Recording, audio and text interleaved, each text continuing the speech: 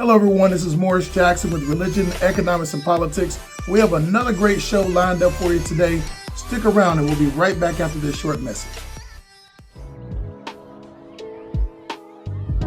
True strength is forged through unwavering consistency and relentless perseverance. In every step, every workout, every single day. Our supplements are meticulously crafted to empower your journey, providing the vital support your body craves to recover swiftly, train with unmatched intensity, and conquer new horizons. If I was to come to one of the, like I said, the gospel or one of the gatherings, what would I expect? What type of music? What type of styles, genres, and what would you all be open to? Well, at Worship Exodus, we are actually open to all genres of music, gospel music to be Hmm. specific. Hmm. So, gospel is the good news. So, we are actually Yes. very, very open. We have a diverse.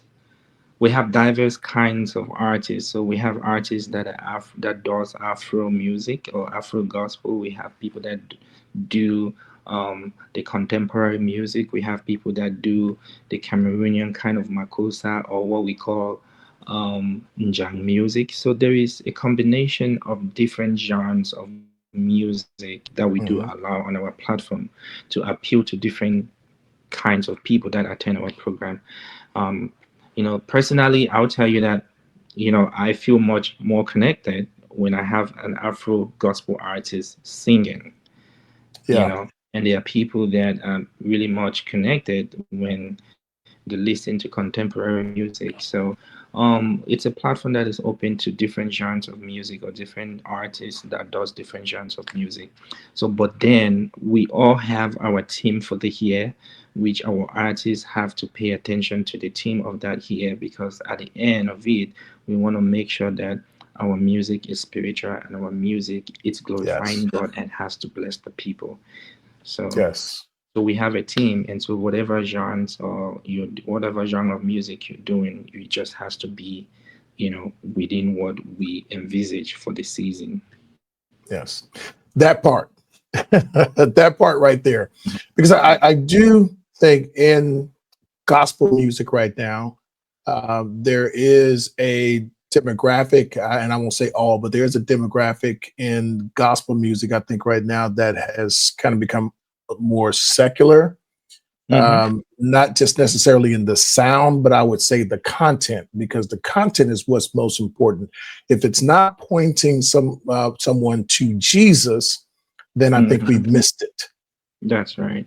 And so we're going more after the fame or the recognition, and we're appealing more to the flesh rather than the spiritual aspect and the main objective, which is salvation. So if we're not pointing people back to the cross, then I think then we have erred. So I'm really glad to hear you say that, because that should be the primary focus whenever we're ministering to people, whether it's through a sermon, whether it's through conversation, or whether it's through praise and worship. Because it's Mm-hmm. really, who are we praising, who are we worshiping? It's about Him, right? That's right. The focus should never be on us or appealing to someone's flesh or tickling the ears, as the Bible says. That should never be the focus, because then, like I said, then we've all missed it. Um, so, speaking of leading people to the cross, so uh,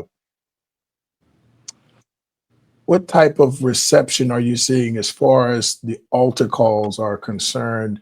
Are people, I know some people are probably coming down, I would say maybe for deliverance, maybe, to lay something down at the altar, or some people maybe to come to Christ for the first time. So what's kind of been what you've seen as far as that portion of the worship service is concerned? We always do have a session within the program where we do altar calls for people who wants to give their life or dedicate their life to Christ, and for those that wants to rededicate their life to Christ. So Worship Exodus some works or is in partnership with some churches that these people, we are not a church. So Hmm. when these people receive Christ, we actually hand them, we have a form, they fill out the form, um, the names and number, and there's a list of churches that we hand those forms to, um, and we can, we ask the individual persons if they do have a church, a Bible believing church that they want to attend. If they say no, we can propose to them this number of churches that are listed on the form.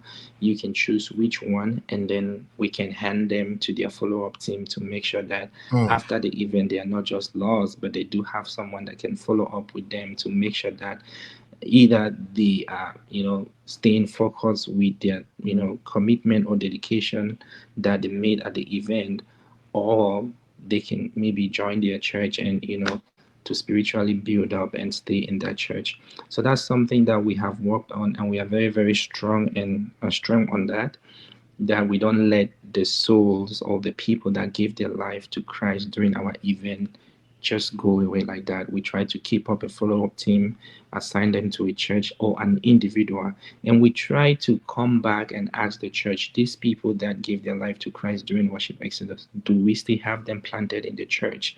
Are they committed in the church? Did we lose any? And what happened? So we want to know those things so next time we can be able to do better and make sure that these people don't just get lost sometime within the year and we don't know where they are at. Awesome. I think it's so important what you just said. So once people come down for the altar call, they give their lives to Christ, or they rededicate themselves to Christ. I think it's so important that at that point, now the discipleship begins. So that is, I think, sometimes the thing that's missing is, okay, after I get saved, now what? So they need someone who is going to be able to disciple them and guide them through their maturation as a believer. So that's so important, and I really appreciate you all doing that. Um, just shifting a little bit, what is the and you may have more than one, but what is the greatest single threat you perceive as being that thing that Christians, no matter whether it's in Africa, whether it's in the U.S., what is that number one threat right now you perceive that Christians should be aware of? Well, I think it's love. I really think that when people love themselves in Hmm. unity, they can do anything. So Yes. when we don't have love, we don't have that unity amongst us. I think that's the greatest threat. And if we say we really do love God, God is love. So we should be able to love and work with people even if they have different ideas. But if we have a focus or a purpose which is actually fostering God's kingdom and God's agenda, we should be able to work in love and unity to make sure that God's word is spread right up to the ends of the earth. So when I see a situation or a set of people not working in love and not in unity, that's my greatest fear. That's my greatest threat, because I know for a fact that devil can always come in there, and when he comes in there, when there is no love and there is no unity, things are definitely not going to go right. Mm. I think it's so poignant that you should say that, because Christ said, we will be able to be told apart or set apart by our love.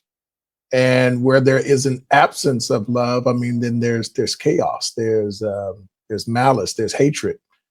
We don't treat each other right. We take the lives of other people, and you just see so much chaos, just reigning the day where there's an absence of love. And so when you truly love someone, as Christ said we are to love people, it's kind of hard not to treat them right. So I agree with you 100%. And I think most people, if I'd asked them that question, they probably would have given me some other answers, and answer that I probably would have expected, and it would not have been wrong. But I think really the key ingredient is love. If you don't have that, then really what do you have? What do you have? So law enforcement, I know. So I had a career in law enforcement at one point in time, and Hmm. like I said, military before that. Oh And wow.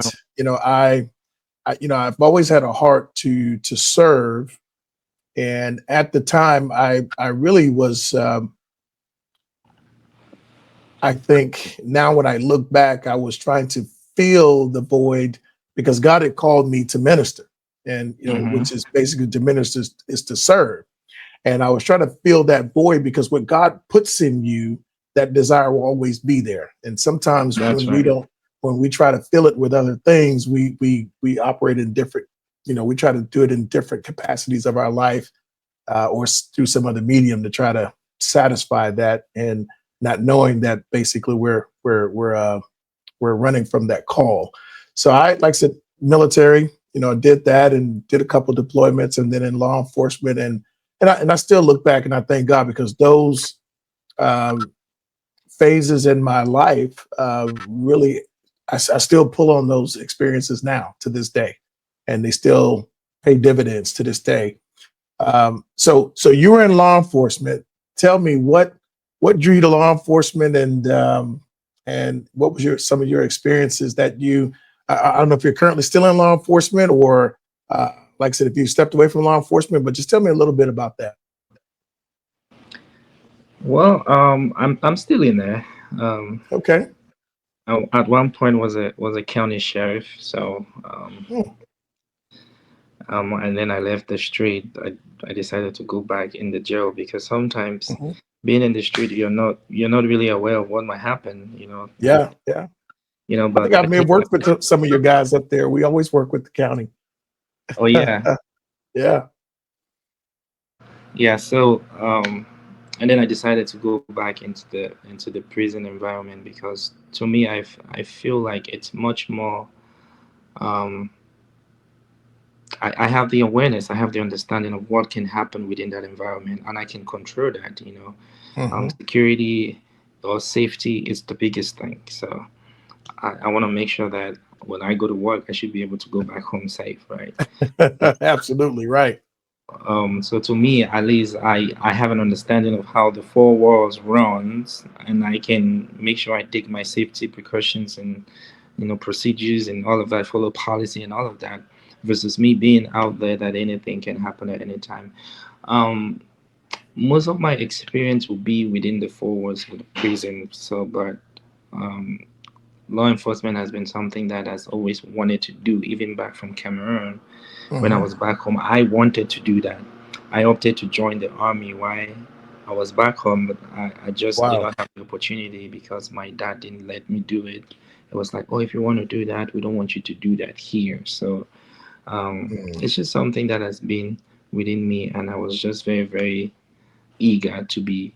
That's my own way of also giving back to the community. Yeah. Yeah. That heart to serve. Yeah.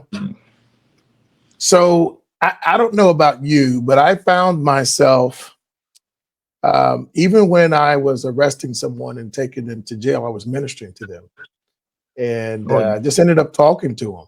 I mean, this guy could be in the back of my car, and I felt for the guy. I was, of course, in law enforcement, there's situations to where, I mean, you have no choice. The law says you must arrest. It's, that officer discretion kind of goes out the window. Um, but while this guy was in the back of, my car, I mean, like I said, I had a captive audience. And so, uh, we'd have conversation, and somehow that conversation would always drift back to God. And so oftentimes whenever I was dropping the guy off and processing them in and everything, and I had to tell him, I said, okay, the deputies are going to take you from here, because I would always kind of explain to them what the next step in the process was. And so they would often thank me for the conversation that we had and for sharing my faith with them. And I've even seen some of them a couple of months later or a couple of years down the road, and they remembered me, but I didn't remember them, and they actually approached me.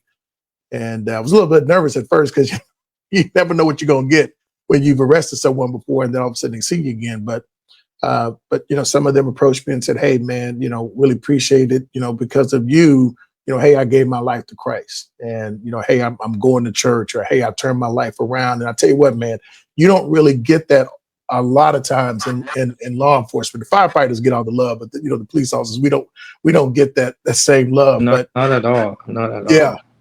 so for someone to come back and tell you that, hey, because you shared Christ with me, I'm a better person today. Hey, I'm saved Mhm. now.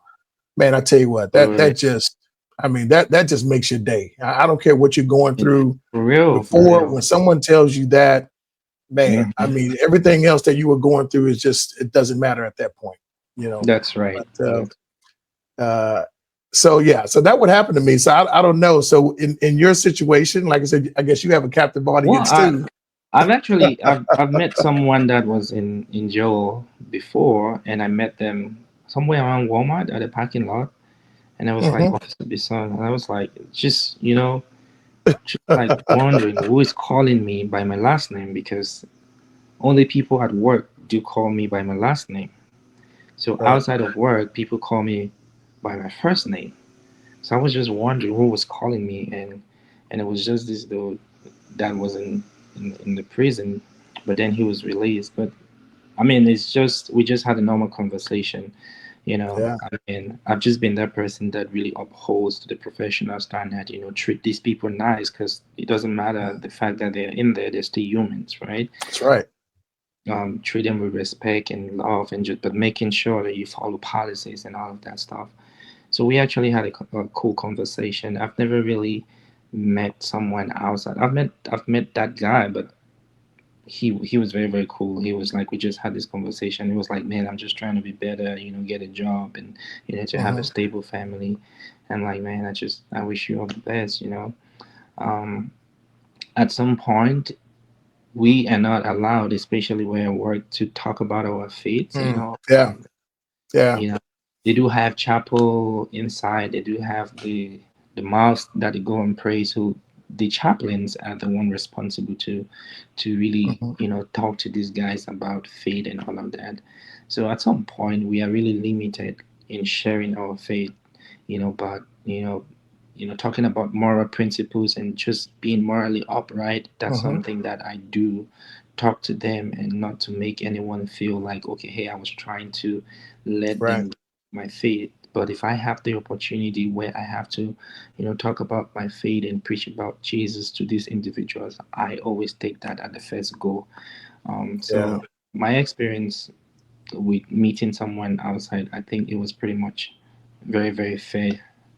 Yeah. Well, you know what? I can almost bet that they could sense that there was something different about you, even if you didn't mention your faith. Yeah, You know, they sense the Holy Spirit about you, and that there was something yeah. different about this man. And you know, oftentimes I'm at work, and I mean, there could be crime scene tape up, and I mean, there's this hectic scene going on, Hmm. and I remember this lady one time walked up to me in same type of situation, and we actually, I mean, this was a serious crime that just happened, and so um, this lady walked up to me and she says, "Are you a preacher?" And I looked at her, and mind you, back then I didn't want anything to do with it. I'm like, hey, I'll be a Christian. I'll pay my tithes. I'll volunteer my time. I'll do everything else, but I don't want to be in the pulpit. You know, I didn't want that Hmm. responsibility. So I do everything short of being in that pulpit. And she says, "Are you?" And I was shocked because just out of nowhere, this lady, someone's whispering over my shoulder, and I turned out, look at her, and Hmm. I said, no. She goes, "But you know you should be, right?" And I couldn't say anything, and I just kind of started laughing. But this would happen to me over and over again. Just almost kind of like God sending people across my path to kind of tap my shoulder, you know, and just remind me of my calling. So, but yeah. Anyway, just thought I'd ask about that. I thought it's very interesting how even our careers and have just kind of crossed paths and had some similarities. And I just want to thank God for you again, brother. I appreciate everything that you're doing. I know God is going to do much more.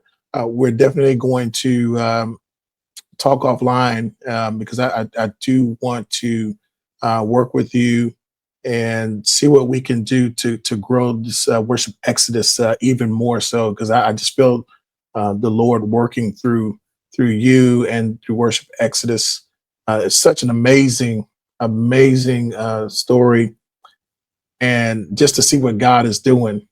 I mean, it just I can't even really put it into words. And if people are being set free, being saved, you know, worship brings so much liberation, and I think can tear down so many walls, as we were talking about with the walls of Jericho. And I think that is just representative of so many things, different walls that can be broken down, whether it's government, whether it's civil rights, whether it's whether it's turmoil, whatever it is, whether it's divorce, whatever that situation is. And I got so many other things I could talk about along those lines that even just happened in my own personal life. But we don't have time on this podcast to do that. But I got a feeling that you and I will have some more conversations. And I don't think you're that far from me. So maybe one of these days I'll come up and we'll have some lunch or have some dinner. All right. Thank you so much. I really do appreciate it. Thank you so much, sir. Absolutely, absolutely. Oh, and before we go, can you tell people, like, say, your social media handles? Where can we follow you if they wanted to support the worship ministry? If they wanted to contribute, how would they get a hold of you or be able to reach out to you? On Facebook, we worship Exodus. On Instagram, worship Exodus. On TikTok, worship Exodus as well. Um, I think that if anyone just want to be a support to us, I mean, I think the best way would just be to send us a message on any of those platforms, and we can give the right information on how to channel your support. Or we also do have an email, which is worshipexodus@gmail.com. It will be, I think, the quickest or easiest way to get to us. You can just send us an email, worshipexodus@gmail.com, and or on any other platform, on Facebook, on Instagram, or TikTok. We should be able to get to that person and then give the right information. Okay. Super Cyril, man, it has been a pleasure and a blessing to have you on this platform. Folks, you've heard it right here. Hopefully you are blessed. This young man, this is just the beginning. I believe you're going to hear much more from this man, and God is going to do even greater things in his life and through him to bless others. Also, I Amen. want to remind you that here at REP, we have started Storyworks, which is an AI film production and animation that we've started. God gave me this vision a long time ago, and the gift of storytelling and putting things in story form to inspire people has been there for a while. And so it's just now being birthed, and I'm working with a good friend of mine, Godsend, in Nigeria. And this young man is amazing. He's super talented, and he's helped me to visualize the stories and the visions that God has given me. And check it out. So it's Storyworks by REP. You can go to our website, REP Podcast, or you can go to YouTube. Mainly, that's our biggest platform. You can go to YouTube, REP Podcast, and you can see our AI stories. We just released the first one. It's actually the first episode, which is called Voyage of the Ancestors. Really intriguing story, and it's just the beginning. We got much more coming. So anyway, Super Cyril, man, I'm so honored that you came back on the show today, and I'm sure we will be seeing each other again. Come back anytime. It's a pleasure, Mr. Morrison. It's a pleasure. Thank you so much for having me, and I pray that God will enlarge your cause and bless the works of your hands. and I'll check it out. I'll check out your YouTube channel and to make sure that I see what's on there. Absolutely. Thank you so much, man. I appreciate it. Hey, you all be blessed, stay vigilant, stay encouraged.